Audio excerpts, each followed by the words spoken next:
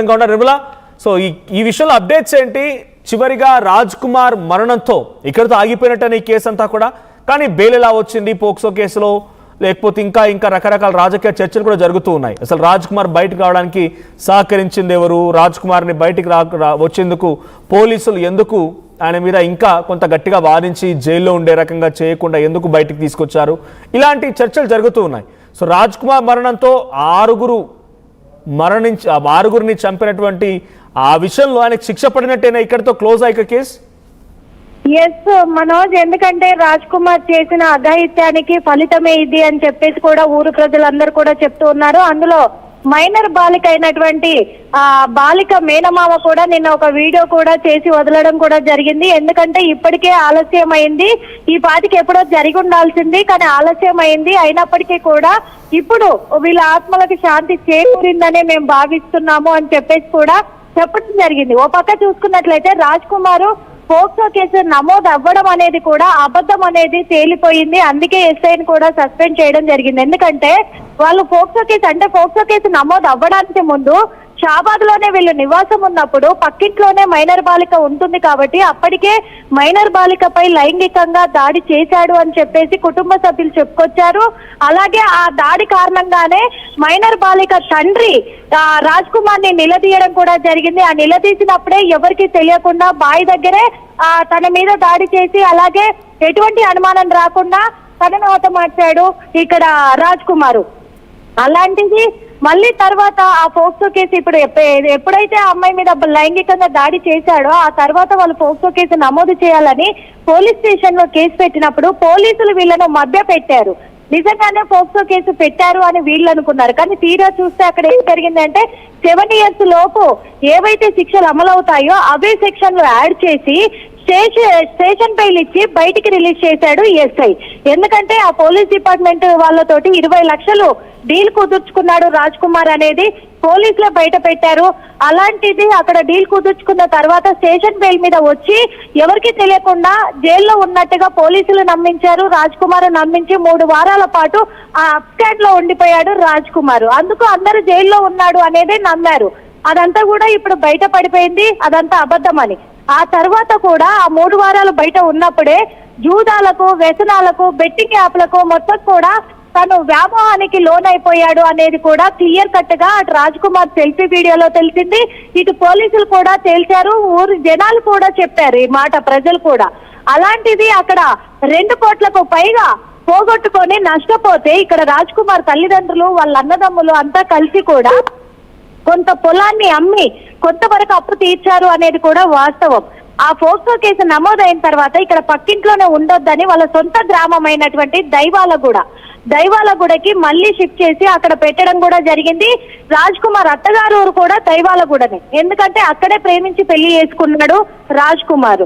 అక్కడే దైవాలగూడలో ఉంటున్నప్పటికీ కూడా ఈ అమ్మాయి పట్ల వ్యామోహం అనేది తను తగ్గించుకోలేకపోయిండు, మానుకోలేకపోయిండు. పలు విధాలుగా తను ఇబ్బంది పెట్టాడు, బస్ స్టాప్లలో కూడా బెదిరింపులకు లోన్ చేశాడు. అదే తను నెరవేర్చుకున్నాడంటే ఒక రాక్షసత్వంగా, ఒక మృగంగా కూడా మారిపోయాడు అనేది చెప్పుకోవచ్చు. కాబట్టి ఇప్పుడు ఊరి ప్రజలు కూడా ఊపిరి పీల్చుకుంటున్నాము అని చెప్పేసి చెప్పుకొస్తున్న మాట. అదే విధంగా కుటుంబ సభ్యులు, ఇటు రాజ్ కుమార్ భార్య వైపు ఉన్నటువంటి కుటుంబ సభ్యులు, ఇటు మైనర్ బాలిక వైపు ఉన్నటువంటి కుటుంబ సభ్యులు కూడా ఇప్పుడు వాళ్ళ ఆత్మకు శాంతి చేకూరింది అని చెప్పేసి చెప్తూ ఉన్నమాట. ఇటు రాజ్ కుమార్ అన్న ఎవరైతే ఉన్నారో, ఎందుకంటే ఇంట్లో రాజ్ కుమారే చిన్నవాడు అనేది కూడా కుటుంబ సభ్యులు చెప్పుకొచ్చారు. రాజ్ కుమార్ అన్న ఉండేసి ప్రశాంతమైన మరణాన్ని ఇచ్చారు సార్ మా తమ్ముడికి, మీరు అలా ఇచ్చేది లేకుండే, చాలా ఘోరంగా ఇచ్చేది ఉండే అని చెప్పేసి కూడా తను చెప్పుకొచ్చిన మాటలు. ఇవన్నీ కూడా లెక్కలోకి తీసుకుంటే ఇప్పుడు ఆ న్యాయం జరిగింది అనేది చెప్పుకోవచ్చు మనోజ్. రైట్, అంటే ఇక పొలిటికల్ గా కానీ సోషల్ మీడియాలో చూస్తున్న వారు కానీ చాలా క్వశ్చన్స్ వేస్తున్నారు. అసలు రాజ్ కుమార్ అనే వ్యక్తి పోక్సో కేసులో నిందితుడిగా ఉంటూ ఎలా బయటకు వచ్చాడు? పోలీసులు ఎవరైనా సహకరించారా, లేకపోతే ఇంకేదైనా జరిగిందా? బెయిల్ ఎలా వచ్చింది అలాంటి వ్యక్తికి బెయిల్ రావడం మూలంగా బయటకు వచ్చి ఇంత దారుణానికి ఒడిగట్టాడు? ఏకంగా తన సొంత కుటుంబాన్ని, తన భార్య పిల్లల్ని కూడా చంపేయాలనుకునేటువంటి ఆలోచనతో ఉండి చంపేసి చాలా దారుణమైన పరిస్థితిలో వాళ్ళు నెట్టేశాడంటే అర్థమవుతోంది రాజ్ కుమార్ యొక్క మానసిక పరిస్థితి ఏంటని. సో ఈ కేసులో రాజ్ కుమార్ మరణం ఇక్కడితో ఆగిపోతే డెఫినెట్గా ఇలా బయటకు వచ్చి హతమార్చాలనుకున్న వాళ్ళ ప్రాణాలు పోతే పోయినాయి, కానీ నన్ను జైలుకు పంపించాలనుకుని ఆలోచన చేస్తున్న వాళ్ళని చంపాలనే కసితో ఇంకా చాలామంది నేర ప్రవృత్తి కలిగినటువంటి వ్యక్తులు పెరిగే అవకాశం ఉంది, ఈ రకంగా పాల్పడే అవకాశం కూడా ఉంది. సో దీనికి ఒక ఫుల్ స్టాప్ పెడతారా పోలీసులు? అంటే బెయిల్ రావడం బయటకు వచ్చినాక ఈ రకంగా తంతగా మారితే పరిస్థితి ఏంటి? ఖచ్చితంగా కూడా మొత్తం కూడా దీనికి ఒక ఫుల్ స్టాప్ పెట్టే అవకాశాలు కూడా ఉన్నాయి. ఇంకొక విషయం ఏంటంటే, ఇలా కేసులు పెట్టిన తర్వాత వాళ్ళు జైలుకి వెళ్ళేసి వచ్చినాక ఎటువంటి కక్షపూరితమైన పరిణామాలకు మళ్ళీ చోటు చేసుకోబోతుంది అనేది కూడా ఇప్పటి నుంచి పోలీసులు దృష్టిలోకి తీసుకోబోతున్నారు. ప్రతి ఒక్కరి మీద కూడా దృష్టి సారించబోతున్నారు. ఆలోచన పరంగా కూడా ఇంకేమైనా కొత్తగా వీళ్ళు మళ్ళీ అవగాహన కల్పించే ప్రోగ్రాములు కూడా నిర్వహించబోతున్నారు. అలాగే దీని పట్ల ఇంకా ఎటువంటి చర్యలు చేపట్టొచ్చు, ఒక మనిషికి బెయిల్ ఇచ్చి, ఒక ఖైదీకి బెయిల్ ఇచ్చి బయటికి పంపించాలి అనంటే తర్వాత పరిణామాలు ఎట్లా చోటు చేసుకోబోతున్నాయి అనేది ప్రత్యక్షంగా చూశారు. కాబట్టి దీనికి సూచించే సూచనలు కావచ్చు, చర్యలు కావచ్చు, ఎలాంటివి పెడితే బాగుంటది అనే వాటిపైన కూడా పోలీసు బృందము, అలాగే తెలంగాణ డీజీపీ కూడా, తెలంగాణ రాష్ట్ర డీజీపీ కూడా ఆలోచన పరంగా వెళ్ళబోతున్నారు అనేది కూడా కనిపిస్తూ ఉంది.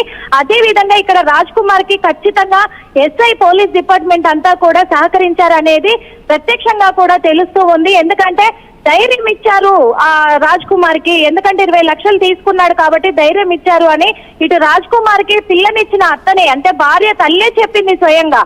చాలా సార్లు ఎస్ఐతో తిరగడం కూడా మేము చూసాము, ఇంటికి కూడా రావడం కూడా చూసాము. ఇద్దరు కలిసే కూర్చొని తాగుతూ ఉంటారు అనేది కూడా ఆమె చెప్పుకొచ్చారు, వీడియో రూపంగా కూడా చెప్పుకొచ్చారు. మొత్తం చేసింది కూడా పోలీసులే చేశారు. ఆ పోలీసుల అండతోనే బెదిరింపులకు లోన్ చేశాడు మమ్మల్ని, ఈ రోజు ఇంత అఘాయిత్యానికి పాల్పడ్డాడు, ఎవరేం చేయలేరనే అంత ధైర్యంతో చెప్పాడు అని చెప్పేసి. అంటే పోలీసులు సహకరించడం పట్ల ఇంత దారుణమైన ఘటన చోటు చేసుకుంది కాబట్టి పోలీసులు కూడా ఇక్కడ నుంచి మారుతారు, ఖచ్చితంగా ఇలాంటి వాళ్ళకి సపోర్ట్ చేయరు అనేదే కనిపిస్తూ ఉంది Manoj. Right, thank you Nirmala. మొత్తంగా చేవెళ్ళ మున్సిపాలిటీ సిబ్బంది సహకారంతోనే రాజ్ కుమార్ అంత్యక్రియల్ని పూర్తి చేశారు పోలీసులు. సో ప్రస్తుతం రాజ్ కుమార్ అంత్యక్రియలు పూర్తయిపోయాయి. అయితే కుటుంబం కూడా ఆయనని తీసుకెళ్ళడానికి సిద్ధంగా లేదు. చివరిగా వచ్చి అక్కడ అంబులెన్స్లో ఉండగా ఒక చివరి చూపు చూసి వెళ్ళిపోయారు తల్లిదండ్రులు అండ్ సోదరుడు కూడా. సో ఏం జరిగినా 6 మరణానికి కారణమైనటువంటి ఒక నరహంతకుడు తనంతట తానే స్వయంగా బలమరణానికి పాల్పడి చనిపోవడం, ఆ తర్వాత పోలీసులు వెళ్ళి చాలా నిజంగానే అంటున్నారు చూసారా, కుక్క చావు అని చెప్పి, అటువంటి మాదిరిగానే మున్సిపాలిటీ సిబ్బంది సహకారంతో ఆయన అంత్యక్రియలు జరిగాయంటే అర్థమవుతుంది ఎటువంటి పరిస్థితుల్లో ఆయన చచ్చిపోయాడు అనేది. సో ఆ తర్వాత అయినా ఇక్కడితో ఈ పరిష్కారం మార్గం వచ్చినట్టేనా, అంటే 6 మరణానికి ఒక పరిష్కారం దొరికిందనేనా, ఇక్కడితో ఈ కేసు క్లోజ్ అయిపోయినట్టేనా, లేదు ఇలా అసలు బెయిల్ ఎలా వచ్చింది, ఎందుకు ఇలా బయటికి వచ్చాడు, ఈ రకమైన పరిస్థితులకి కారణం ఎవరని మీరు అనుకుంటున్నారు?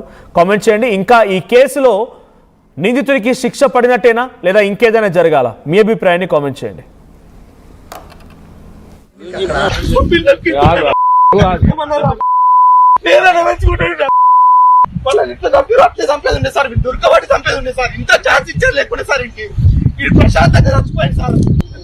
జీవితాలన్నీ నాశనం చేస్తున్నారు. అప్పుడన్నా మందు అయినప్పుడు చచ్చిపోయినట్టు అంతా లేకుంటుండే, అసలు ఎవరికి ఏం తెలుసు?